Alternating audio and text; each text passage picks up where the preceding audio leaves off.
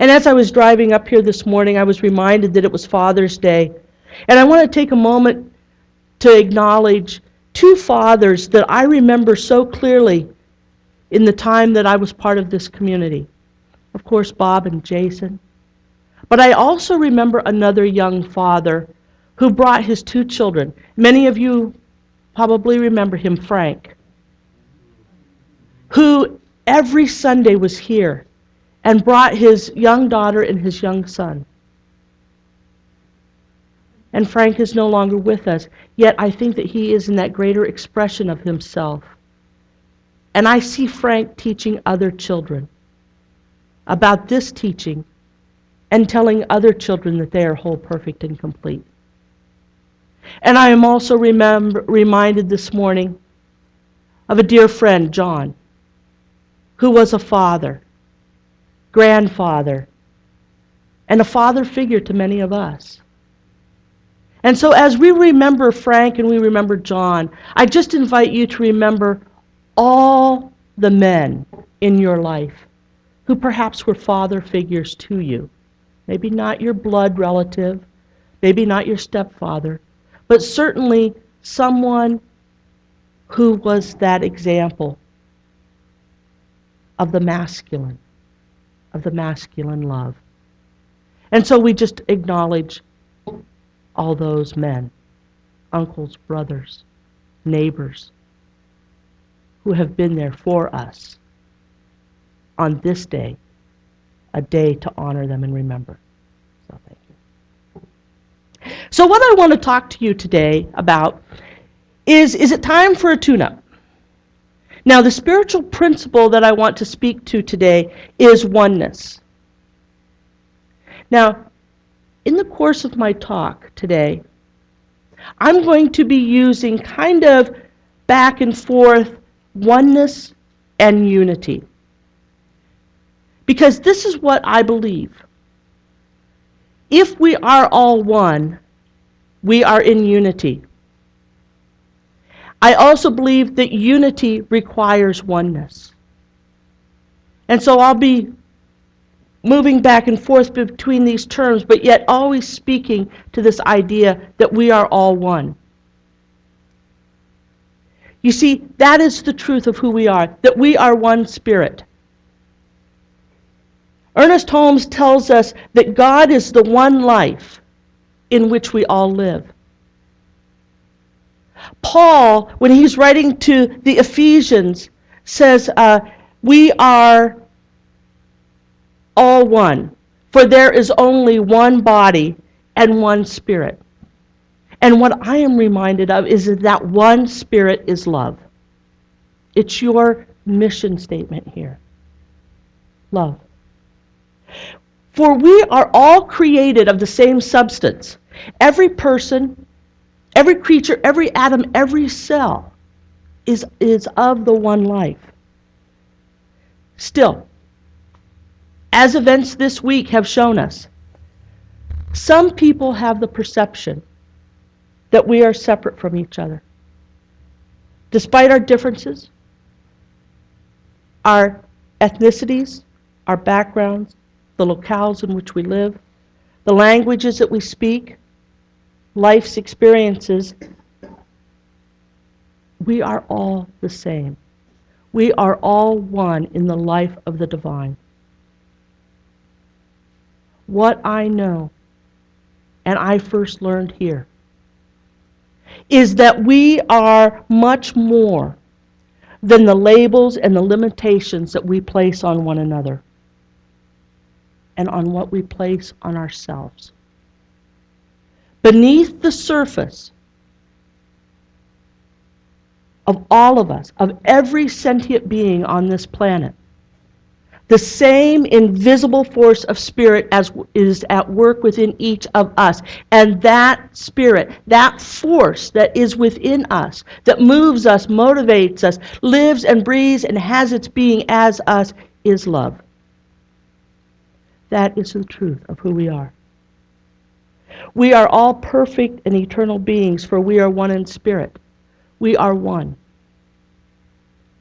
Yet so often we can forget that. I heard a story. Now, many of you know I live in Sacramento now. And so we have what are called these mixed communities. You can have a nice, fancy little condo, and then, farther down the block you can have some folks of more modest income. So I heard this story a couple of weeks ago, actually, and it was about a young couple who had moved into one of these nice new lofts. And they were very proud of this fancy new little house that they were in. And one morning they were sitting there at breakfast, and the young woman, she looks out her window, and she sees one of her neighbors hanging her laundry out on the clothesline. And she says to her husband, "Look at that. That lady obviously does not know how to even wash clothes because her clothes are dingy and dirty." And the husband said nothing. A week later, they're sitting there at breakfast again, having their coffee. And the lady's out there hanging her clothes on the line. And the woman remarks again, somebody really needs to go over there and, buy that lady some better laundry detergent or teach her how to use a washing machine or something, because her laundry is dirty. Husband says nothing. This goes on for several weeks. One morning they sit down again. Their timing is impeccable, you notice, with this neighbor. Sits down, and there she is. She's hanging up the laundry again. And the younger woman says, "Hey, look! She's finally learned to buy detergent. She's finally learned how to use the washing machine." Husband says nothing. She says, "Look, her clothes are clean. I wonder who taught her." And finally the husband turns to her and he says, "I got up early this morning and washed our windows."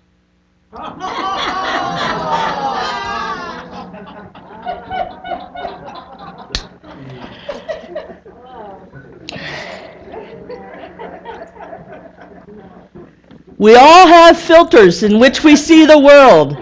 We all have filters which impact our worldview. Now, this is the one thing I want to be really clear about. Filters are not necessarily bad. So let's be gentle with ourselves. Let's not get into a place of judging that our filters are good or our filters are bad. What I'm asking is that you just be in that place of awareness of knowing what your filters are. Let's think a moment about our filters. Male, female. Democrat, Republican. Third generation American, a new immigrant to this country. You're married, single, divorced, heterosexual, homosexual, transgender. Are you working, retired, or unemployed? Are you black, white, Asian, Middle Eastern, Native American? You see, we tell ourselves stories based upon what we see through our filters, based on the information that we have. Our filters are created by where we're born, what we are born into, our family, and our experiences. Neither good nor bad. It's just who we are. But what we want to be is aware of how those filters impact our worldview. So there's a Buddhist story that I enjoy telling, and I brought a little bag of tricks to help me with this story. In this story, as in all good Buddhist stories, there's the old teacher monk, and then there are the young, naive student monks, right? So the teacher tells his students one night, I'm going to take you out and we're going to look at the sky. And he gives each student something. And he says, you now have within you the ability to see the sky. And so he asks the first student, what do you see? And the first student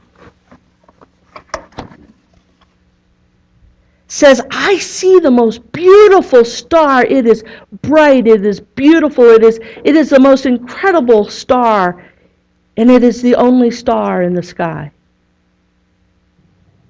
And the next student says, well, that's interesting because I see hundreds of stars. And they are just so thick, and they're just a mass of them. And certainly the universe is made of hundreds of stars. The third student says, I see thousands of stars. Thousands upon thousands. And then they turn to the master and they say, Master, what do you see? And he said, I see an infinite galaxy. I see a world without borders. I see a universe that is filled with more stars than I can count. And the first student says, but Master, there is only one. And mine is the most beautiful and the best star. It is the only star.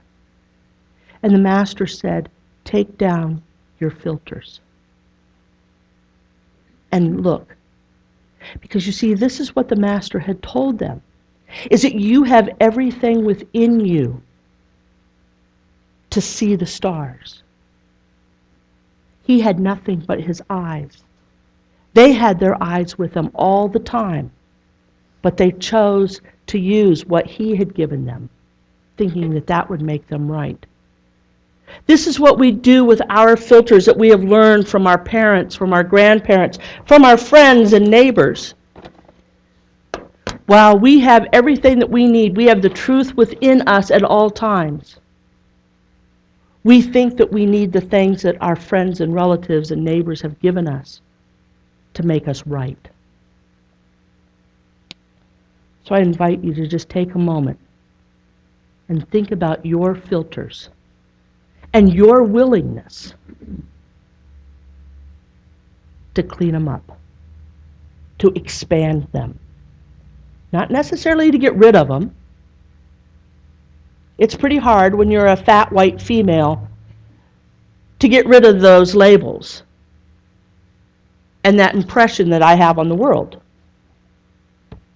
Skinny people have it so easy.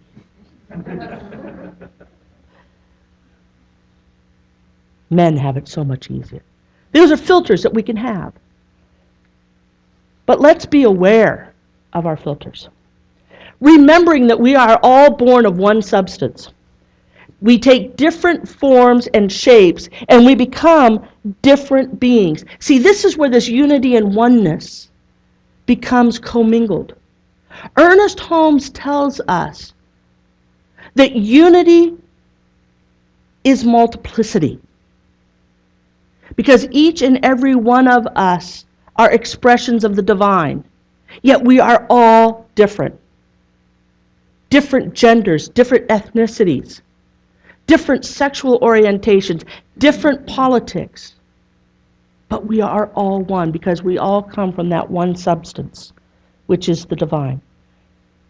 Oneness is expressed in multiplicity. So, this is what I'm asking you. To commit to yourself and to commit to this world that you will release personal biases, preconceived ideas, which are our filters, and become an open vessel of divine wisdom and insight. I know that I strive to see in each person the divine, recognizing that like me, we all come from spirit, that we are each inspired by the same Spirit, but with a different result. This is the multiplicity of life coming forth from the unity of Spirit. Now, you all begin with Namaste. You begin with a song that says, "Look at one another." When we say Namaste, Gandhi reminds us that when we speak Namaste, what we are saying, or what I invite you to think about as you are saying Namaste to one another, is that I honor the place within you in which the entire universe dwells. I honor the place in you which is of love, of truth, of light, and of peace. For when you are within that place in you, I am in that place with me, and we are one. This is what we mean when we say Namaste. Unity means not only oneness with our indwelling Spirit, but also oneness with a multiplicity of the divine. The multiplicity of the expression of Spirit, regardless of where it can be found or how it is being expressed. The one purpose of realizing our oneness is to identify ourselves with the tangible good of Spirit, but also to see the divine in others. This past week, the nation has been mourning, certainly talking about the shooting in Orlando.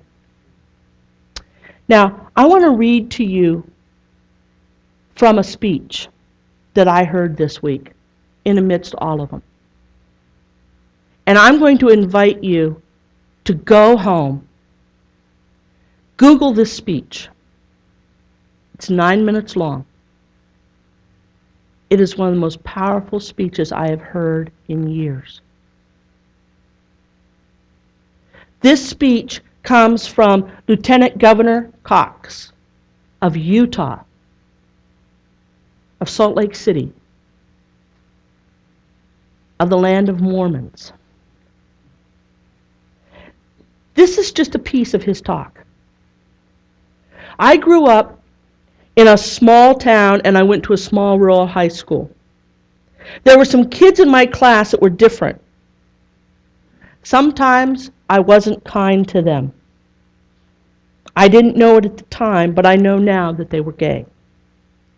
I will forever regret not treating them with kindness, dignity, and respect, and love that they deserved. For that, I sincerely and humbly apologize. Yet, over the intervening years, my heart has changed. It is because it has changed because of you. He is speaking at a memorial vigil in Salt Lake City. It has changed because of you. It has changed because I have gotten to know many of you. You have been patient with me. You have helped me to learn the right letters of the alphabet in the right order, even though you keep adding new ones. You have been kind to me. You have treated me with kindness, dignity, and respect, and love that I very often did not deserve. And it has made me love you. But now we are here tonight at this vigil. We are here because 49 beautiful, amazing people are gone. These are not just statistics. They were individuals. They were human beings, and they each have a story. They each had dreams, goals, talents, friends, family. They are you, and they are me. And one night they went out to relax, to laugh, to connect, to forget, and to remember. And in a few moments of chaos and terror, they are gone. I believe that we have all come a long way as a society when it comes to our acceptance and understanding of the LGBTQ community. However, there's been something about this tragedy that has very much touched me. I believe that there is a question, two questions actually, that each of us needs to ask ourselves in our heart of hearts. And I'm speaking now primarily to the straight community this evening. How did you feel when you heard that 49 people had been gunned down by a self-proclaimed terrorist? That's the easy question. Here's the hard question. Did that feeling change when you found out that the shooting was at a gay bar at 2 o'clock in the morning? If that feeling changed, then we as a people are doing something wrong.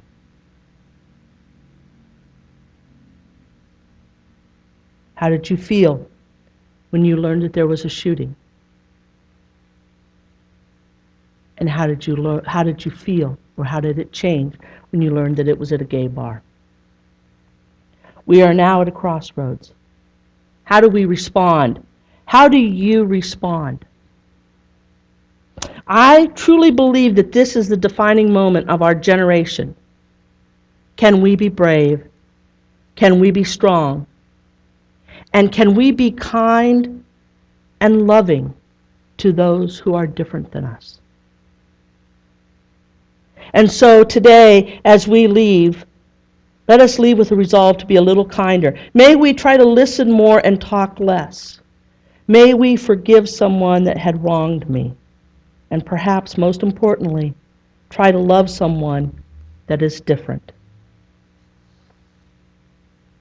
This came from a man who is balding, middle-aged, straight, white, Mormon, Republican politician.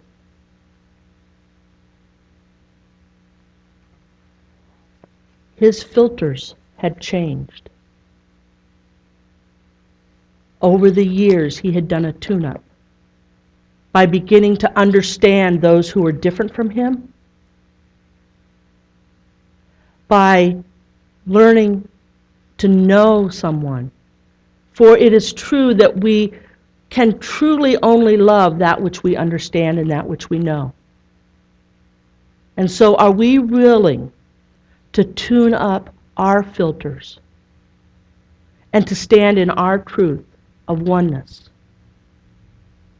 knowing that we are all individualized expressions of the divine, and that within the multiplicity of this world, we are one? That is our question. Can we be kind? Can we be loving? Can we be brave?